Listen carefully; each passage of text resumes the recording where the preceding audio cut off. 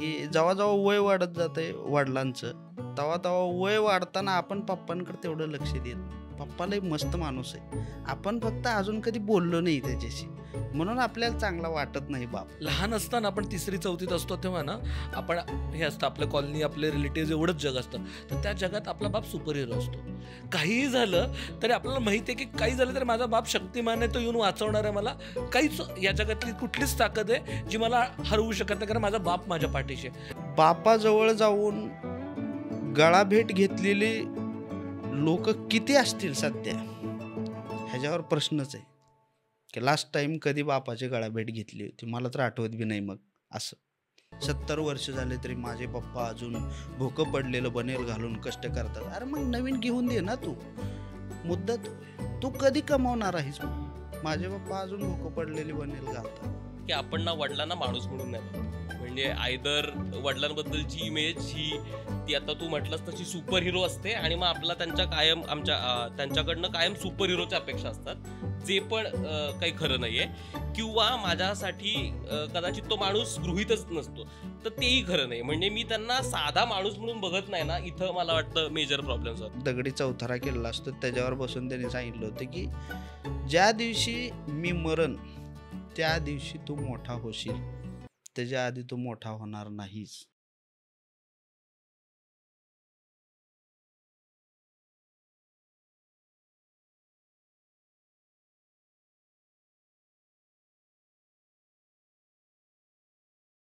हाय, hello, नमस्कार. तुमच्या सगळ्यांचं खूप खूप खूप मनापासून स्वागत आहे.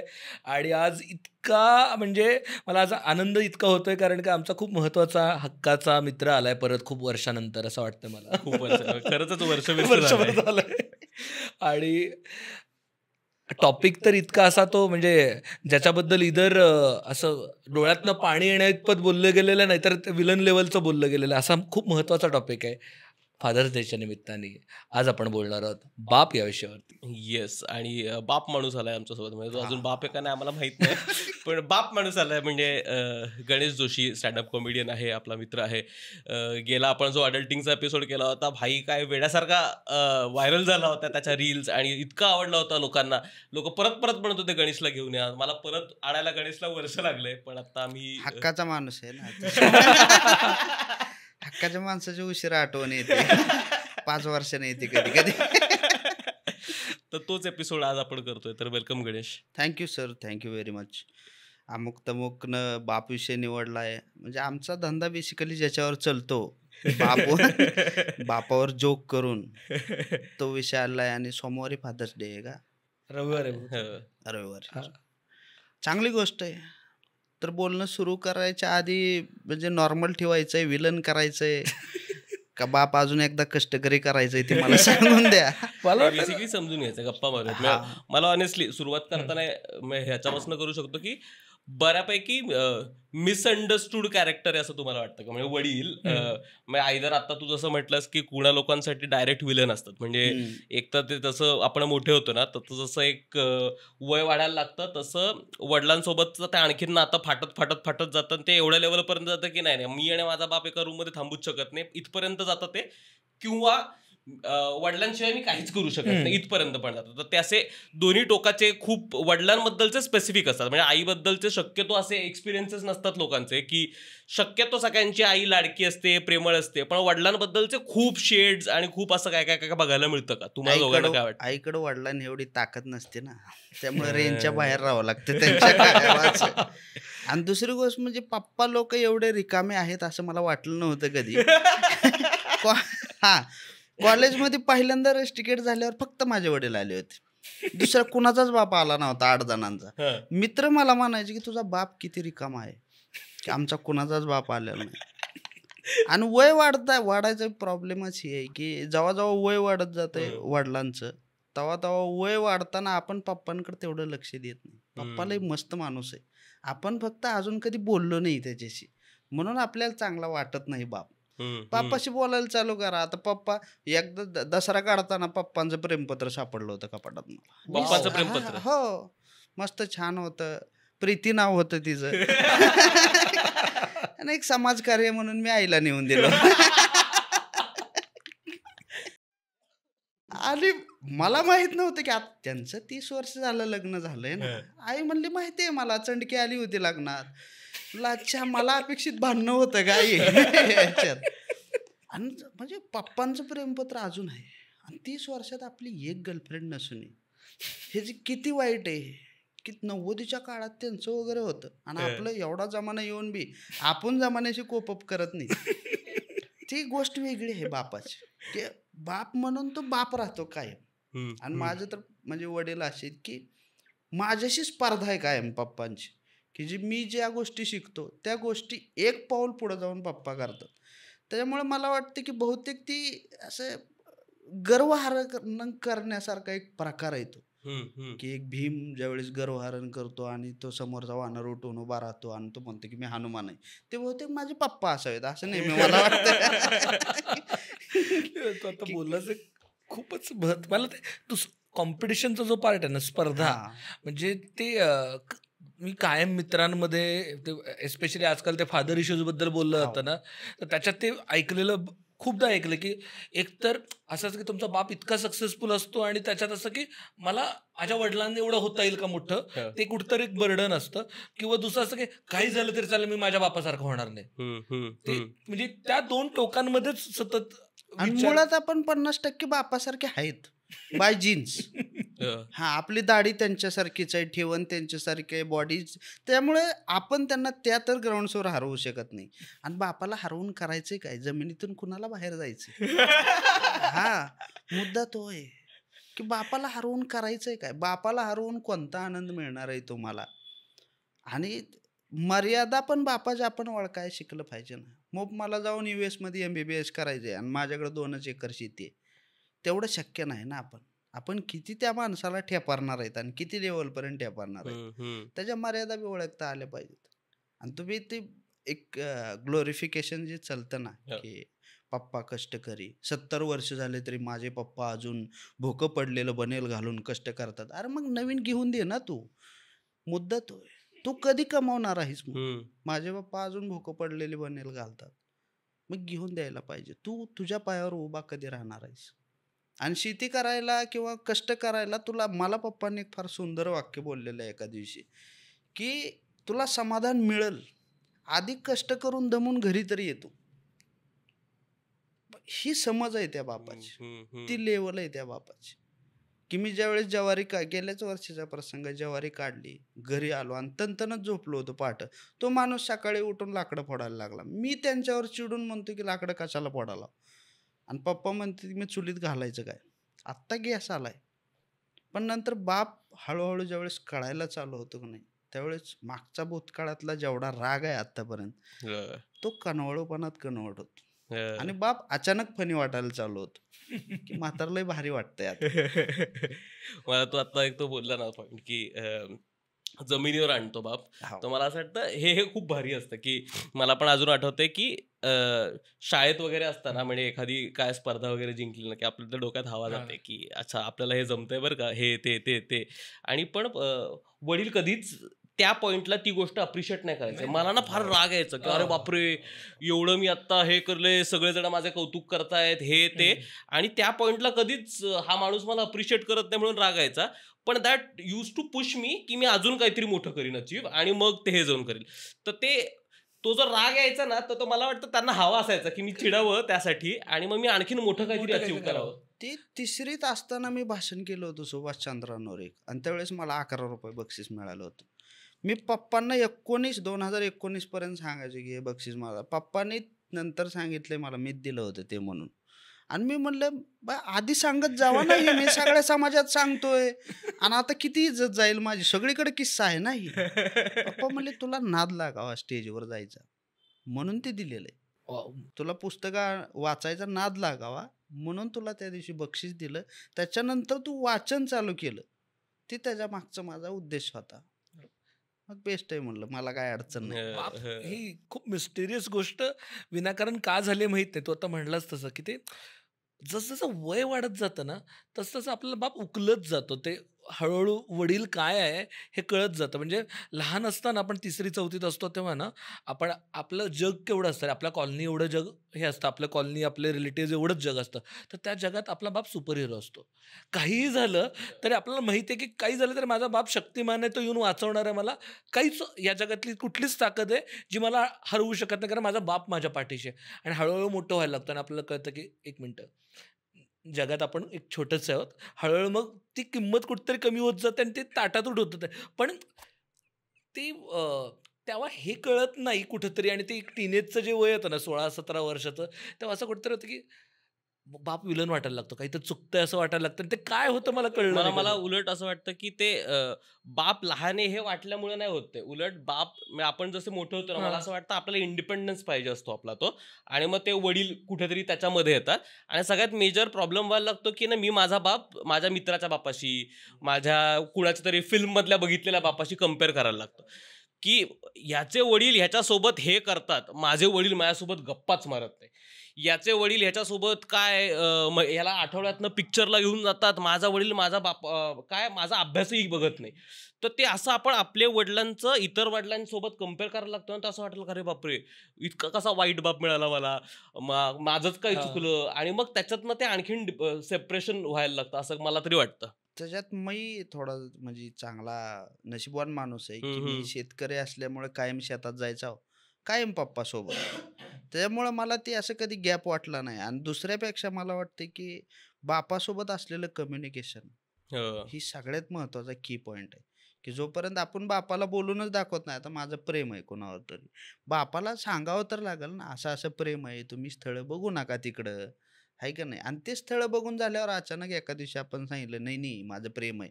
मग बाप मारणारच आहे. हा फॅक्ट आहे, कॉमन फॅक्ट आहे. तुम्ही त्याला सांगायला पाहिजे, की मला हे करायचं मला माझं कुणावर तरी प्रेम आहे, हे सांगावं लागेल आधी. आणि बापाला कसं आहे, की जसं-जसं वय वाढत जातं, बाप जास्त कठोर होत जातो. कारण वडिलाला असं वाटायला चालू होतं एका पॉइंट नंतर, की आपण ह्या जनरेशनशी जुळवून घेऊ शकत नाही. म्हणून ते वेगळे पडायला चालू होतात. हम्म. त्यांना आपल्या जनरेशनमध्ये आणलं पाहिजे. त्यांच्याशी बोललं पाहिजे. तर ते आपल्यासोबत येतील. हो. शाळेत बी हाच मुद्दा झालाय आपल्याला, की बाप शाळेत पेरेंट्स मीटिंगला यावा असं कुणालाच वाटत नाही. आहे का नाही? ते आला पाहिजे ना. हं. सांगितलं पाहिजे आपल्या शिक्षकाने बी, "अरे, अरे जोशी तुमचाच आहे मुलगा का हा?" मग त्याने म्हणलं पाहिजे, "हां, हां, माझाच मुलगा आहे." "नाही, नाही, काय 7 दिवसाआधी रेस तिकीट झाला होता." मग एखादी कानाखाली लागली पाहिजे. तेव्हा जागेवर येणार आहे ना बुद्धी माझी. तो असतो बाप, की बाप आणि मुलगा हे सेपरेट नातं नाही. बाप आणि मुलगा हे नाते, हम्म, की हम्म. तुम्ही वडील आहेत आणि कधीतरी आपण बी वडिलांचा दोस्त बनलं पाहिजे ना आयुष्यात. किती दिवस वडिलांनीच आपला दोस्त बनायचा प्रयत्न करावा.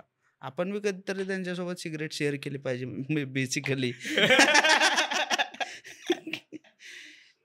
हो, आणि मला अजून एक असं वाटतं, की मुलांचं बापासोबत जे नातं असतं ना आणि मुलींचं बापासोबत जे नातं हो. असतं ते खूप वेगळं असतं. म्हणजे जरी 2 पोरं असतील, हं. तरी पोरांचं, कारण मी आणि माझा भाऊ आहे त्याच्यामुळे मी आमच्या उदाहरणाने बोलू शकतो. पण माझ्या काकांना पण 1 मुलगा आहे आणि 2 मुली आहेत.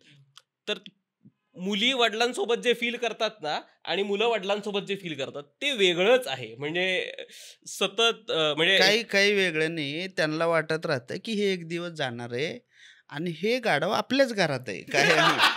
काही नाही. म्हणून तिच्यावर प्रेम जास्त आहे. आमच्याकडे तर अजून हिला हुंडा द्यावा लागणार आहे. हे असंच बसलेलं आहे. कमवीत बी नाही काय. तो मुद्दा त्याच्यामुळे राग पोरांवर जास्त आहे. बाकी काही नाही. मुली जाणार आहेत कधी ना कधीतरी. आणि त्याच्यात बी ह्याला आता लहान भाऊ आहे. लहान भाऊ असला, की पहिला भाऊ लहानपणी लाडात वाढतो हां. आणि दुसरा भाऊ नंतरच्या आयुष्यात लाडात वाढतो. कारण सगळ्यात मोठा असल्यामुळं, की बाप त्याला बाप म्हणूनच ट्रेन करायला चालू करतो, की ह्याला एक दिवस बाप बनवायचा आहे आपल्यासारखा. त्याच्यामुळे लहान भाऊ हा दोस्तासारखा वाढतो नंतर आणि मोठा भाऊ हा बापासारखा वाढतो आणि तिथून मग ती स्पर्धा चालू होती. जी पिक्चरमध्ये किंवा त्या ॲनिमलमध्ये इश्यूज वगैरे दाखवतात का नाही, ते नंतर चालू होतात, की बापालाच मग आपण विलन मानायला चालू होतो. मुद्दा तो आहे. आणि ॲनिमलमध्ये तर असं की एवढा माझा बाप श्रीमंत असेल तर मला इश्यू नकोच आहेत ना. सगळं आहेत तर 2 लाखाचे अंडरवेअर मिळत असेल, बापरा बाप. काय पाहिजे? माझ्या बाप जन्मात 7 पिढ्याच्या टोटल अंडरपॅन्टची किंमत 2 लाख नाही. रोज पूजा करेन बापाची मी. रोज म्हसोबाला नारळ फोडेन मी की अरे धन्यवाद हा बाप दिल्याबद्दल म्हणून.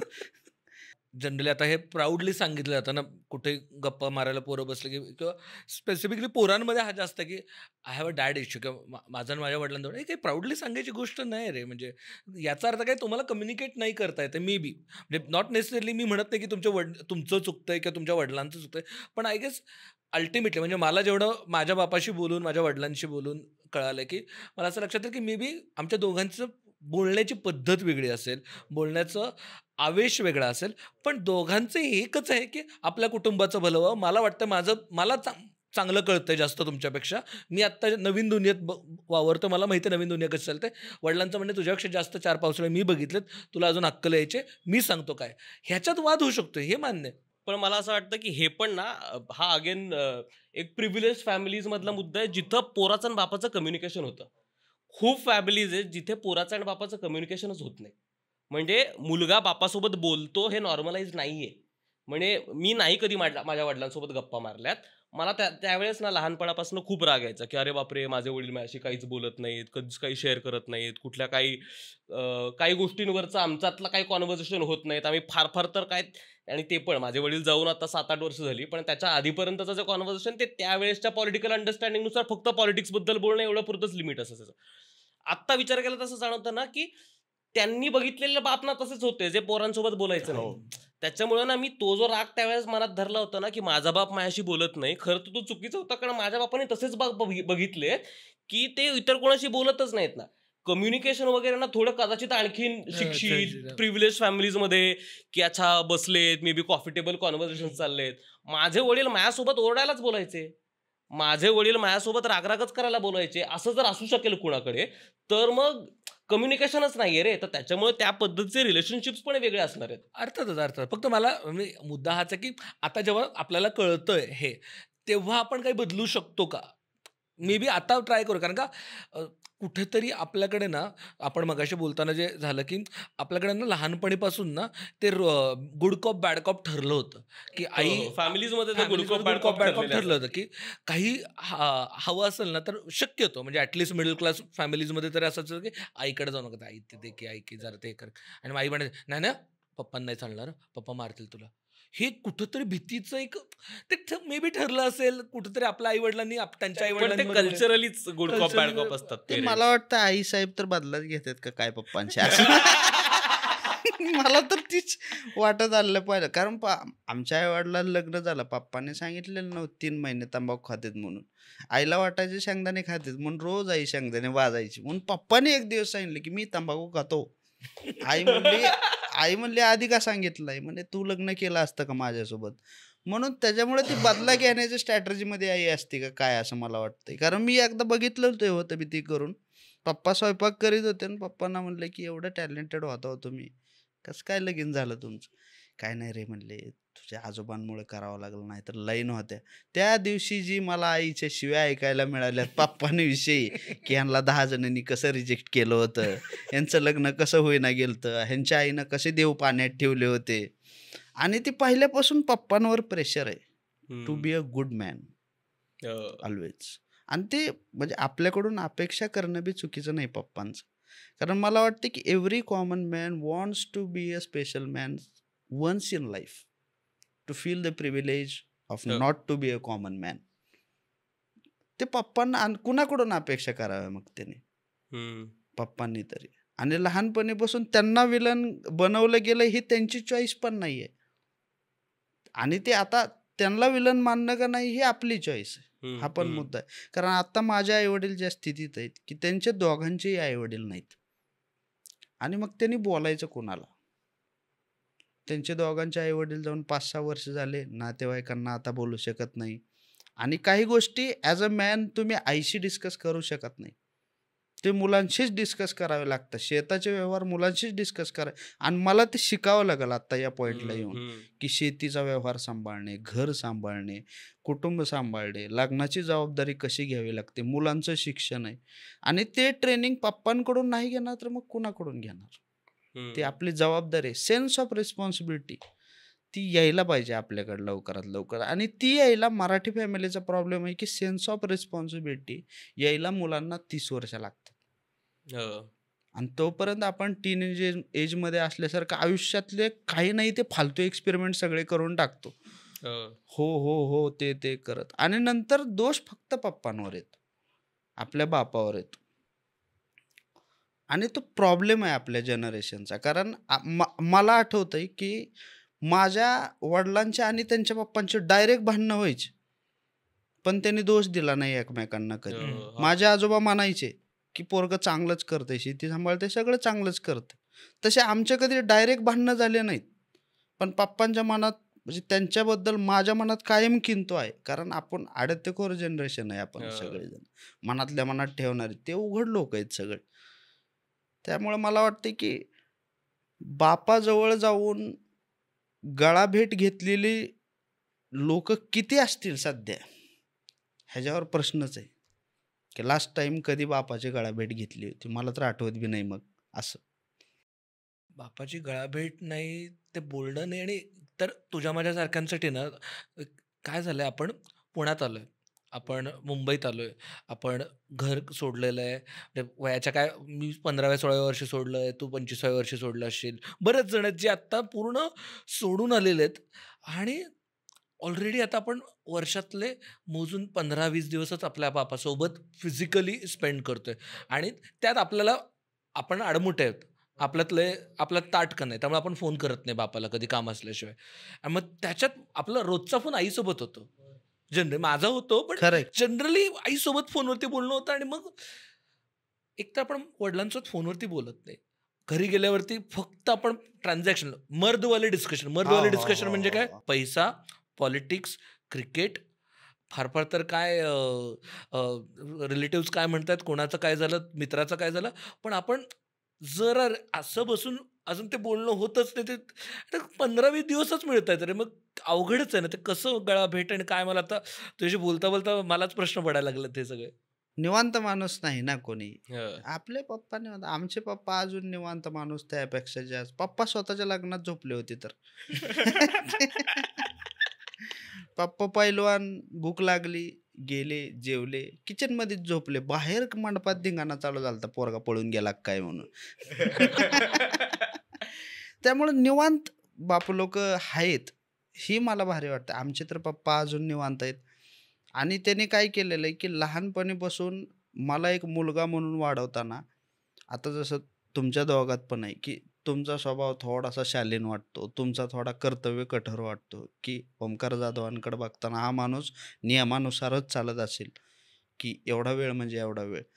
तसं मला पप्पाने वाढवताना त्यांच्यासारखं वाढवलंय की तू नेहमी नम्र राहिलं पाहिजे आणि आपण गरीब आहोत हे कायम लक्षात ठेवलं पाहिजे. आरेला कारे म्हणायची गरज नाही. किंवा मी ज्यावेळेस शेती पण करत होतो त्यावेळेस एका दिवशी हाळ असतो आपला, मोठ वगैरे बघितली असेल तुम्ही, ते मोठ्याला एक दगडी चौथरा केलेला असतो, त्याच्यावर बसून त्यांनी सांगितलं होतं की ज्या दिवशी मी मरण त्या दिवशी तू मोठा होशील, त्याच्या आधी तू मोठा होणार नाहीस. तोपर्यंत तुला काय करायचे ते कर, नाहीतर तुला शेती शिकवलेली आहे, तुला काय करायचं ते कर. आणि ह्याच्यापेक्षा अजून आयुष्यात सपोर्ट काय पाहिजे, की तुला काय करायचं ते कर. कॉमेडी पण करतोय आणि एक ज्या दिवशी त्यांना कॉमेडीचं एक आलं की हा काहीतरी चांगलं करतोय, एका माणसानं विचारलं होतं त्यांना की काय करतोय तुमचा पोरगा, काय नाही बाहेर नाचवतोय म्हणले पुण्यात. तुला काय करायचंय म्हणले. त्यामुळे ती एकदा त्यांना खात्री आली की हा काहीतरी चांगला करतोय पोरग म्हणून, त्या दिवशी ते रिलॅक्स होतात की हा पेरेंटिंग डन, आता करेल ते काय करायचं ते पण आपल्याला त्यांना द्यायला पाहिजे की एक थोडंसं रिलॅक्सेशन आलं पाहिजे. आता पुण्यात आले होते ते मध्ये, त्यांना जुनं फर्निचर मुद्दाम त्यांचे महेश मांजरेकर आवडते हिरो आहेत म्हणून घेऊन गेलो होतो. काय नाही म्हणले आजकाल मांजरेकरला नाही काही पिक्चर करायला लागला. म्हणलं मांजरेकरला आजकाल काय बोलू शकतात तुम्ही. नाही रे म्हणले, गेलायस बाज म्हणले. म्हणलं ठीक आहे. मग दुसरा पिक्चर दाखवायला गेलो त्यांना एक जुना बघून, तो त्यांना आवडला. तर ती जी एक उद्धट, सरळ, स्पष्ट बोलण्याची पद्धत आहे ना बापांची, ते आपण डेव्हलप करावी लागते ॲज अ मुलगा. बोलून, बोलून, बोलून. कारण ते आपलं ज्या मनातल्या गोष्टी बऱ्याच आहेत. आता शिक्षणामध्ये पण बऱ्याच गोष्टी राहून मला हे शिकायचंय, हे आपण कधी वडिलांना सांगितलेलं नाही. वडील ठरवतात ते आपण करतो आणि मग रडत बसतो. स्वतःहून आपण कधी सांगायला गेलोय, की मला सायन्स नाही घ्यायचं. ते ह्या 4 कारणांमुळे नाही घ्यायचं. मला आर्ट्स करायचं हे 4 कारणांमुळे मला करायचं. असं कधी सांगायला जात नाहीत. आणि परत 30 वर्षानंतर नाही रे तेव्हा लहान होतो त्याच्यामुळे सांगणं झालं नाही मला. पण ह्यांच्यामुळे माझं वाटोळं झालं. हे असं जगात घडत नाही. तुम्ही कधी सांगत नाही त्यांना जाऊन किंवा आईजवळ जाऊन रडतो सगळेजण नाही का? आईजवळ जाऊन की असं बघ माझं कसं झालं आयुष्यात हे. तसं पप्पाजवळ जाऊन का मानत नाही? तो पण माणूसच आहे ना. कारण माझी आजी पण गेली होती. त्यावेळेस रडतानाचा बाप ज्यावेळेस दिसला त्यावेळेस घरात कोणाची हिंमत झाली नाही त्यांना खांदा द्यायची. मलाच द्यावा लागला ना खांदा तिथं. तिथं कळतंय बरोबर. पण आयुष्याच्या गोष्टी बोलताना कळत नाही. आणि त्यांचे वडील ज्या दिवशी गेले, पप्पा रडले नाहीत त्या दिवशी. आई गेल्यावरच रडले. पप्पा गेल्यावर रडले नाहीत कारण पप्पा त्या दिवशी मोठे झाले. बापरे. मला आता तू म्हणालास त्यावेळेला इतक्या 2 गोष्टी स्ट्राईक झाल्या. मी 10वीत असताना ना माझ्या आयुष्यात 2 गोष्टी घडल्या. एक तर मी शाळेत असताना मी तसं शाळेत जरा आगाऊ कार्टा होतो. सगळ्या स्टेजवरती नाटकं बिटकं करायचं होतं. बऱ्यापैकी ओळखायचे लोक. आणि शाळेत मला मारायला लोक आले. दुसऱ्या शाळेतले लोक आले मला मारायला. मारामारी झाली. प्रॉपर भांडणं झाली. 4-5 जणांनी येऊन मला मारला. सगळ्या शाळेत न्यूज झाली. माझी बहीण शाळेत होती तेव्हा. अक्षरशः 4-5 हजार लोक ती शाळेतली सगळे कोणतर मारामारी चालू म्हटलं सगळे येणार. सगळे आले. मला अक्षरशः ते अंगावर काटा येणं म्हणून लाज वाटायला लागली. संध्याकाळी सगळं झालं शाळेत ते सॉल्व्ह झालं. त्या पोरांना बोलणं पाठवण्यात आलं. सगळं झालं. आणि पप्पा म्हटले नाही तुला भीती वाटते ना थांब. आमच्यात इस्लामपुरात एक उरण भाग आहे. उरणात गेलो. पप्पांनी आमचे तिथे डॉक्टर आहेत त्या डॉक्टरांच्या घरी बसलो आणि पप्पांनी फोन केला सगळ्यांना. त्या जी मुलं होती त्या सगळ्यांच्या बापांना बोलवून घेतलं आणि म्हटलं काय झालं. ते काय नाही झालं सोडलं संपलं सगळं झालं शांत. पण मी जरा थरथर कापत होतो. वडिलांनी माझ्याकडे बघितलं आणि त्या पोरांकडे बघितलं. म्हटलं जर परत कधी माझ्या पोराच्या वाट्याला आलात. माझा बाप अत्यंत सोफिस्टिकेटेड गव्हर्नमेंट LIC मध्ये काम करणारा काही संबंध मी कधी बघितली नव्हती बापाची बाजू. आणि त्या दिवशी पप्पा म्हणाले जर माझ्या पोराच्या कधी वाट्याला आलात तुमची तंगडी तोडून हातात ठेवून. त्यांच्या बापासमोर त्यांच्या पोरांना धमकी देणारा माझा बाप. म्हटलं बापरे हे काय. म्हणजे मग ते सुपर हिरो आहे ना जे बापाची इमेज की काही झालं तर माझा बाप माझ्या पाठीशी आहे. आणि तोच बाप 3-4 महिन्यानंतर माझे आजोबा वारले. माझ्या वडिलांचं वडील वारले. आणि त्या काळात त्यांच्या वडिलांशी फारसं कम्युनिकेशन नव्हतं.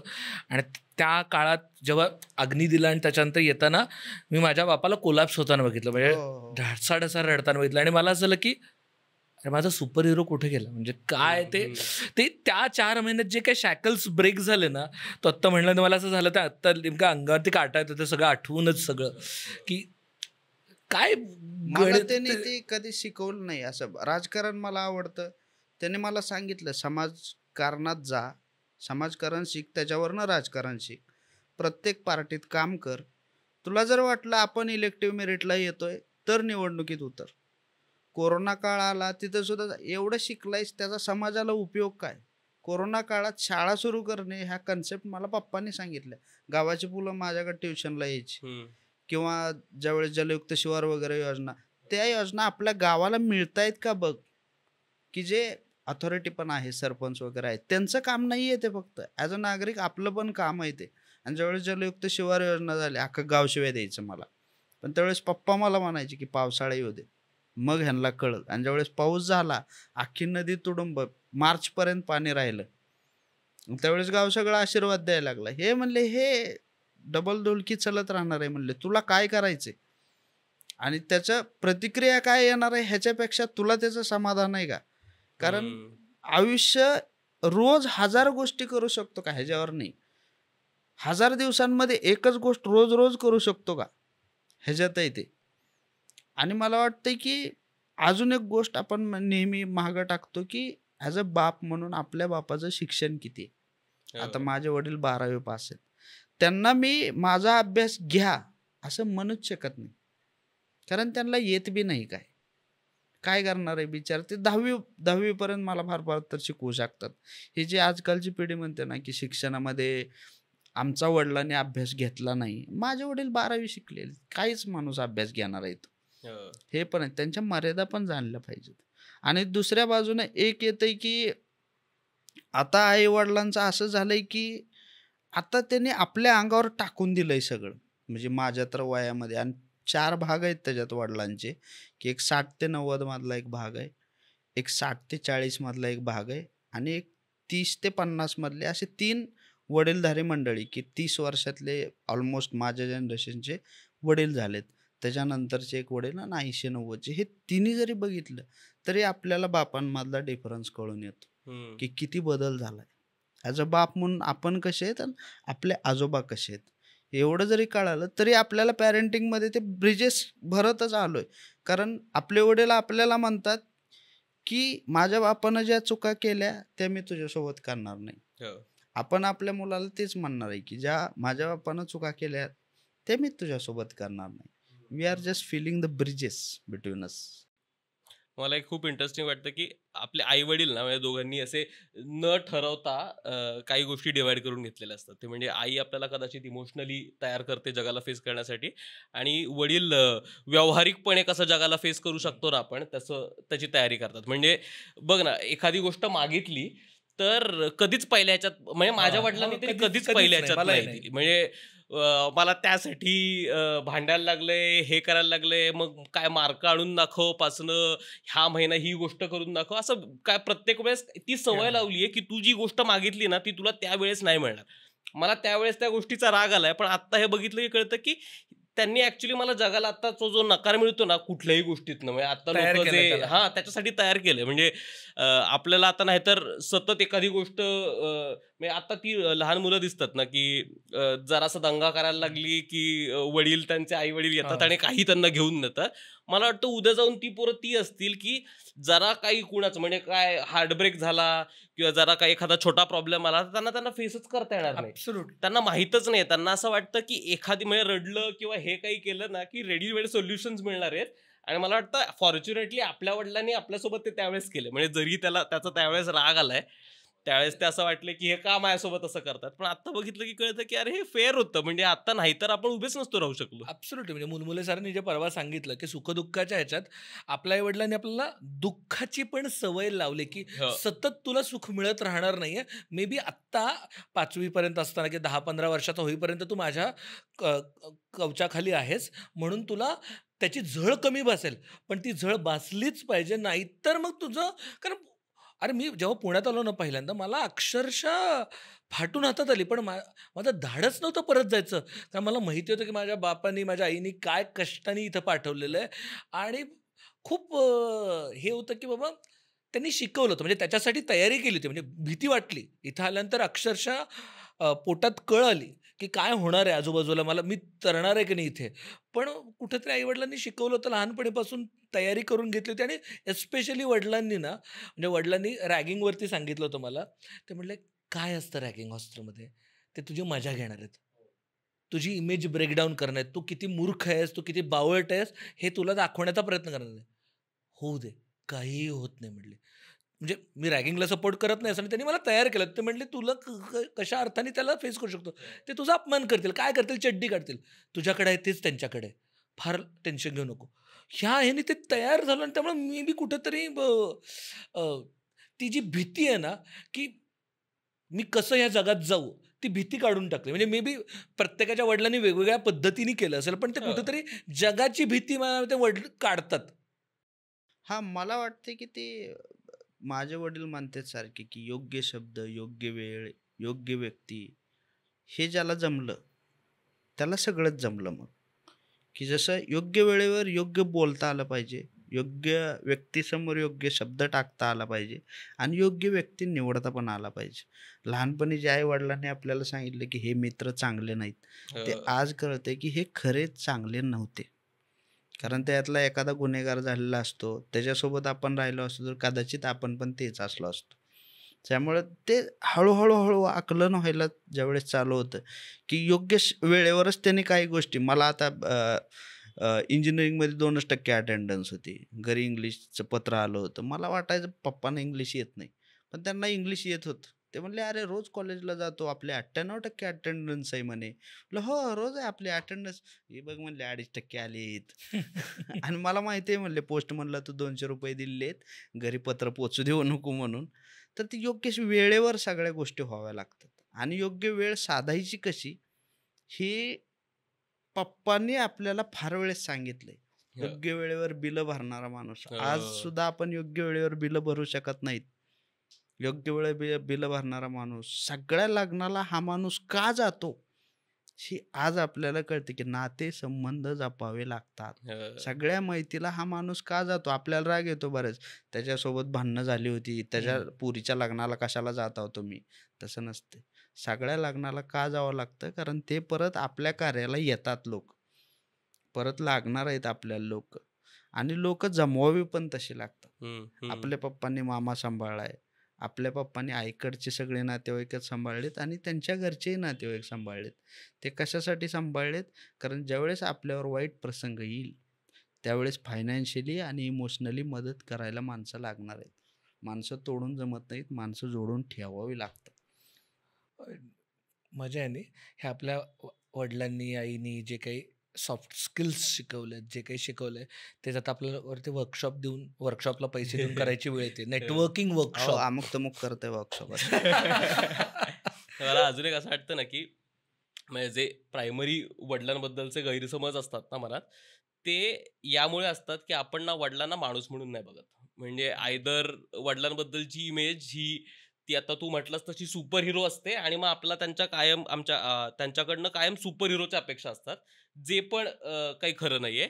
किंवा माझ्यासाठी कदाचित तो माणूस गृहीतच नसतो, तर तेही खरं नाही. म्हणजे मी त्यांना साधा माणूस म्हणून बघत नाही ना, इथं मला वाटतं मेजर प्रॉब्लेम्स होतात, की आयदर तो सुपर हिरो असतो किंवा तो एकदम निष्क्रिय माणूस असतो आणि तो काहीच करू शकत नाही. म्हणजे त्यात काहीच पॉवरलेस माणूस असतो असं वाटतं. ते दोन्ही करायची गरज नाही मला असं वाटतं. हां, पण ते होत नाही रे. आणि जे मेजर सल डोक्यात राहते ना, म्हणजे आता मी वल्नरेबिलिटीचा मुद्दा एवढ्यासाठी काढला, कारण मला ना सतत ते असं म्हणजे माझं वडिलांचं मी कॉलेजमध्ये पर्यंत वगैरे असताना की फार बरं जमायचं नाही. आणि माझं सतत की मला हे करायचं आहे, तर ते गव्हर्नमेंट सर्वंट त्यांचं असं की सरकारी नोकरी कर, हे कर, ते कर. नाही मला हे नाही करायचंय, मला आर्ट फील्डमध्ये जायचंय, मला त्यास ऍक्टिंग करायची होती. मला कम्प्लीट वेगळ्या गोष्टी करायच्या होत्या आणि मला सतत की ह्यांना मी जे करतोय ते नाही करायचंय. ज्यावेळेस ते हॉस्पिटल्समध्ये होते ना, त्यावेळेस मी त्या माणसाला वल्नरेबल पाहिलं. त्यावेळेस मग मला माझा ऍक्च्युअल बाप कळायला लागला, की अरे बापरे, की नाही हे चिडचिड करतात, पण त्याचं कारण हे आहे. ज्यावेळेस आपण मला असं वाटतं वडिलांना त्या वल्नरेबल स्टेटमध्ये बघतो ना, तुमच्या वडिलांविषयीचं ते मतच खूप बदलत जातं. तुम्हाला तो माणूस म्हणून दिसायला लागलो. मला माझा बाप हॉस्पिटलमध्ये दिसला की हा माणूस आहे.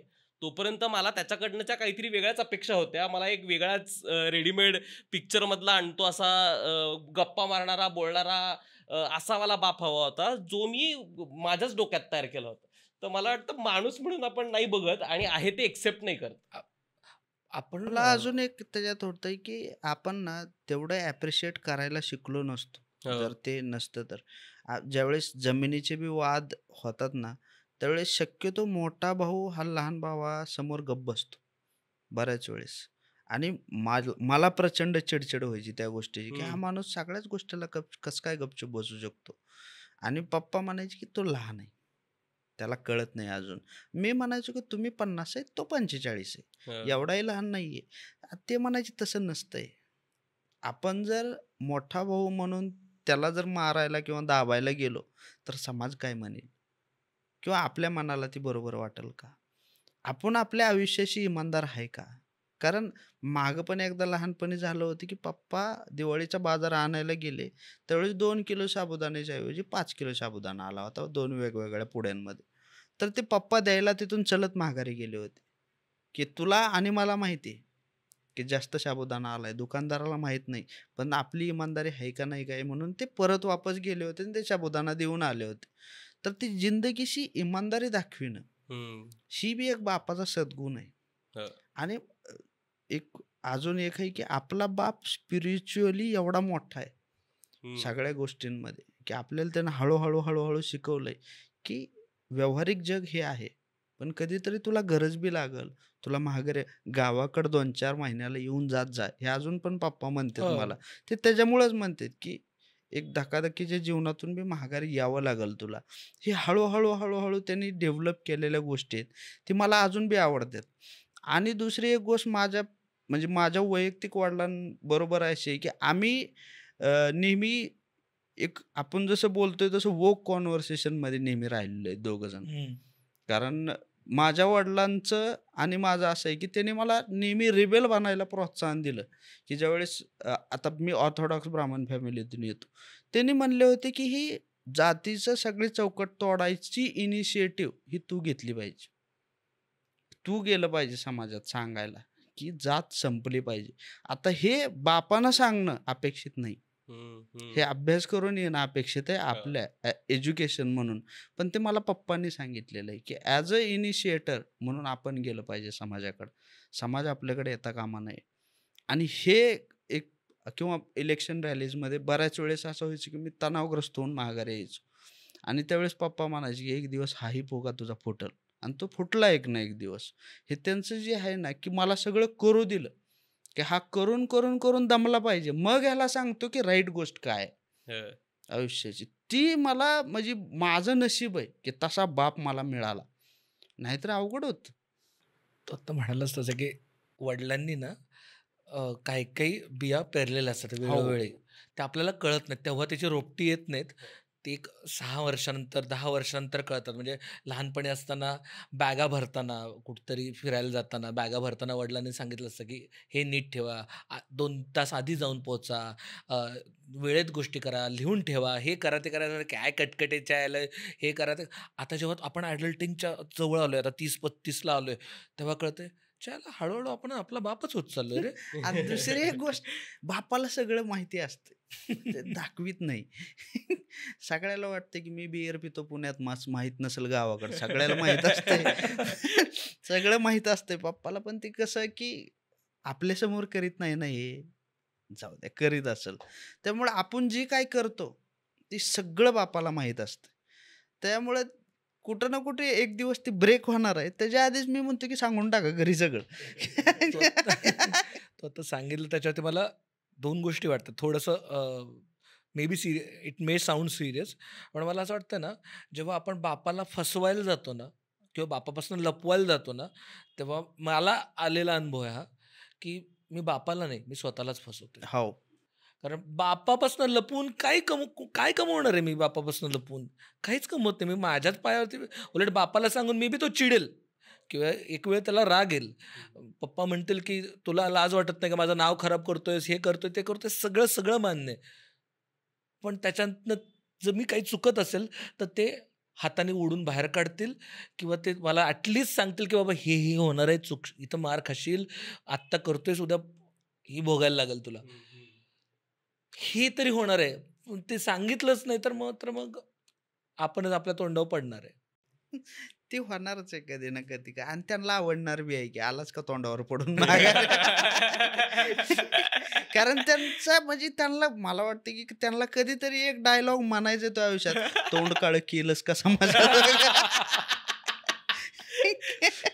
तुम्हाला शाळेत आता आपण जरा सिरियस बास करू एक सेकंद. तुम्हाला शाळेत वडिलांच्या नावाने हाक मारायचे का?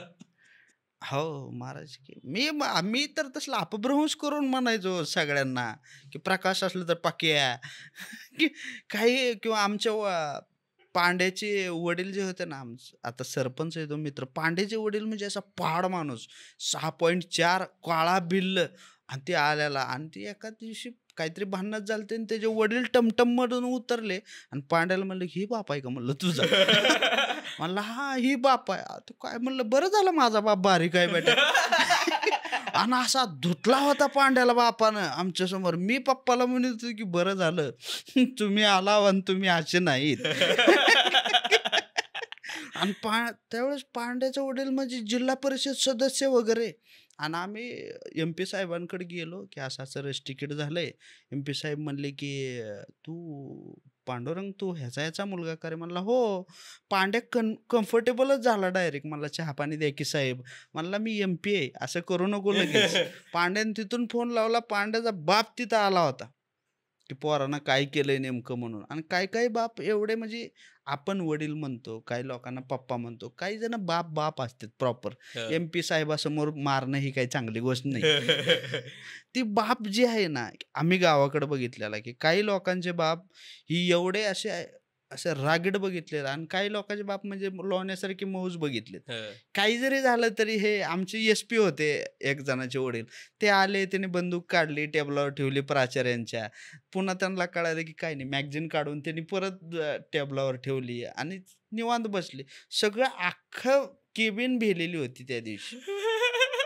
आणि SP साहेब निवांत बसलेले आपलं. आणि मी मागून म्हणतो काय बाप आहे त्याच्या आयला. म्हणलं का आमचा बाप निवांत मागं तंबाखू मळीत उभा आहे. अरे त्याच्या आयला काय असेल.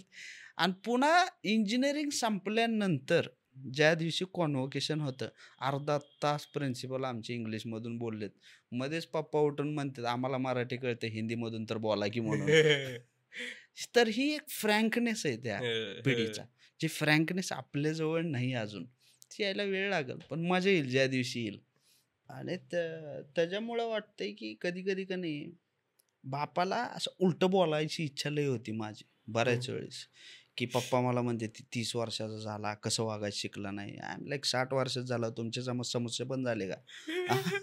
मला ते म्हणावं वाटते, कारण ते कसं आहे, ती मजबूर आहेत, आपल्याला बाहेर काढणार नाहीत. मुलगा म्हणून आपण त्यांच्या मजबुरीचा फायदा घेतला पाहिजे. त्यांना समोर बोललं पाहिजे की बायपास होईल तुझं, थांब की जरा म्हणून. काय 4-4 वडापाव कोण खातं 65 वर्षाच्या वयात? किंवा अर्धा लिटर दूध सकाळी उठून पिणं आणि पळायला जाणं, हे म्हाताऱ्यासारखं वागा ना कधीतरी आयुष्यात. असं होतंय, चेअर टाका, पेपर वाचा, काहीतरी 2-4 सारख्याजम मारा.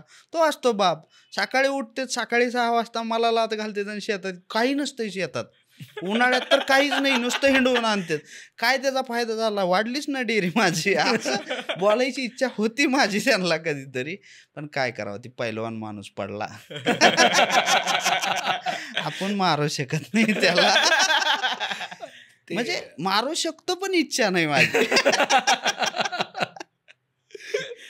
अरे बापरे. ते वडिलांचे जे कॉन्व्हर्सेशन असतात, आता कुठेही आपल्या वडिलांना कुठे तू म्हणलाच घेऊन गेलो कुठे आपण, काय ते अजूनही त्यांना असं वाटतं की आपण करू शकतोय, काय अवघड नाही. म्हटलं कुठे आलोय आपण, काय बघतोय आपण एखाद्या मॉलमध्ये गेलो, आर्किटेक्चर बघतात, कशाला कॉस्टिंग काढताय त्याची, नाही जमणार आपल्याला. मला तर लय वेळेस वाटलेलं की कस काय हा माणूस टॉवेल गुंडाळून भोकं पडलेली बनेल घेऊन चौकात बोलत उभा राहतो हा माणूस. मला कधी येणार हे कॉन्फिडन्स? आई बघ नाही येणार जाणार, काकू बघायला त्यांच्या बलदंड बॉडीकडं. पण ती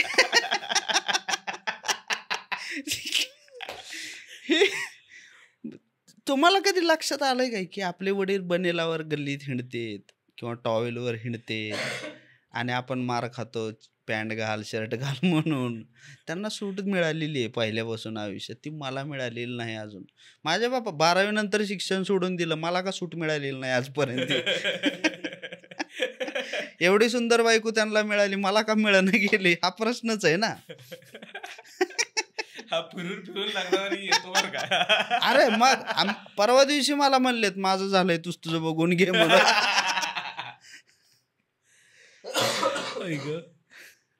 आणि सेन्स ऑफ ह्युमरीचा जसं जसं वय वाढत झालं तर पप्पांचं तसं तसं सेन्स ऑफ ह्युमर चांगला होत जातो त्यांचा. हे एक माझं जनरल ऑब्झर्वेशन आहे सगळ्या बापांबद्दलचं. त्याने एका पॉईंट नंतर सोडूनच देतात की आता हां प्रत्येक गोष्ट जोक आहे माझ्यासाठी म्हणून. की एवढं सगळं करून बी आपण जर त्यांच्यासाठी काही करू शकलो नाहीत तर माती किंमत आहे सगळ्या विद्येची आपल्या. की ते एक आहे ना एक कविता, आता कोणाचे मी सांगत नाही, पण गुणसुमने मी वेचिले या भावे, की त्यांनी सुगंधा घ्यावे, जरी उद्धरणी व्ययन त्यांच्या हासाचा, हा व्यर्थ भार विद्येचा. नाहीतर हे सगळं करून जर आपण आईवडिलांसाठी जर काहीच करू शकलो नाहीत, व्यर्थ आहे सगळी विद्या, पैसा, सगळं काही उपयोग नाही त्याचा. आणि वडिलांच्या बाबतीत एक कायम होतं ना की खूप लोकांच्या मनात ना ती काळी असते ना वडिलांविषयी किंवा कुठल्याही रिलेशन, म्हणजे स्पेसिफिकली वडिलांविषयी ती असते आणि ती खूप वर्ष राहिलेली असते. ते तोपर्यंत जपून ठेवतात जोपर्यंत ते जिवंत आहेत. मला असं वाटतं ते तेवढं नाही केलं पाहिजे. म्हणजे स्वतःला पण तो डिस्काउंट केला पाहिजे आणि वडिलांना पण, की ठीक आहे तुम्हाला एखाद्या सिच्युएशनमध्ये तुमचे वडील काय तुम्हाला अपेक्षित असं वागलेले नाही आहेत, याचा अर्थ तुम्ही म्हणजे तुमचा प्रॉब्लेम तुमच्या वडिलांपेक्षा मोठा नाहीये. म्हणजे तुमच्यातले हेवे दावे वडिलांपेक्षा मोठे नाही आहेत, हे खूप लोक विसरतात. कारण माझे बरेचसे जवळचे मित्र आहेत ना, म्हणजे अर्थात मी पण खूप काळ वडिलांविषयी एक आढीव मनात धरली होती. पण नंतर अर्थात ते हॉस्पिटलमध्ये होते, त्यांचं काय काय चाललं होतं, त्यावेळेस मला असं रिअलाइज झालं की अरे बापरे, नाही, हा माणूस आत्ता आहे, उद्या नसेल तर माझं काय होणार आहे. ते realisation made me rethink everything. Not everybody gets that opportunity. म्हणजे तुमचे वडील आहेत, तुमच्या समोर आहेत, आहेत ते तोपर्यंतच तुम्हाला त्यांचा सहवास आहे. त्याच्यामुळे ती जी आढी खूप लोक डोक्यात ठेवतात, मनात काहीतरी एक वाईट इमेज त्यांच्याबद्दल तयार ठेवतात आणि सतत तो जो रागराग करतात ना, तो ठीक आहे. म्हणजे आहे तुम्हाला त्या सिच्युएशन बद्दल वाटलं ओके आहे, ठेवा बाजूला आणि मूव्ह ऑन. म्हणजे तुमचा बाप आहे, तो आहे तोपर्यंतच आहे. तर ते विसरलं नाही पाहिजे मला असं वाटतं वडिलांबद्दल बोलताना. आपणही कधीतरी आपण पोरगा आहे हे विसरलं नाही पाहिजे. आपल्याला पोरगा आहे एक कधी कधी विसरून गेल्यासारखं वाटतंय मला. तू आता मगाशी म्हणलंस ना की आपल्या वडिलांच्या वडील नाही आहेत मोस्ट ऑफ द, म्हणजे खूप खूप लकी लोक आहेत ज्यांचे आजोबा आहेत अजूनही. तर आपल्या वडिलांना त्यांचा हक्काचा बोलायला व्यक्ती नाहीये, खूप कमी आहेत. म्हणजे त्यांची बायको सोडल्याच नाहीये ते म्हणाल. आय गेस आपण आज म्हणजे गप्पा मारण्याचं कारण हेच आहे की बाबा ती जी काही दरी असेल ती आपण जर भरू शकलो, त्यानिमित्ताने कुठंतरी परत जर आपल्या वडिलांसोबत ते कम्युनिकेशन चॅनल ओपन करू शकलो. म्हणजे भारत पाकिस्तानमध्ये एक हॉटलाईन तयार होणं गरजेचं आहे हळूहळू. तसं ती आपली हॉटलाईन चालू केली पाहिजे, ते बोललं पाहिजे. आणि एस्पेशली जे घरापासून लांब राहतात ना, आणि काय होतं ते लग्नानंतर ते फार विचित्र होऊन जातं की मुलगा लांब गेला. आणि हे आपल्या सिरियल्सनी, बागबानसारख्या चित्रपटांनी, आता नावं घेत नाही मराठी अजून मूवीजची, पण त्या चित्रपटांनी ना उगाच त्या नॉर्मल सिच्युएशनला कुठंतरी ड्रॅमॅटिक म्युझिक देऊन ना आपल्या डोक्यात तसं व्हायला लागलं की आपलं आणि आपल्या वडिलांचं वाचत नाही. आता माझ्यापासून मुलगा लांब गेला, काही लांब बिंब गेलेलं नाही.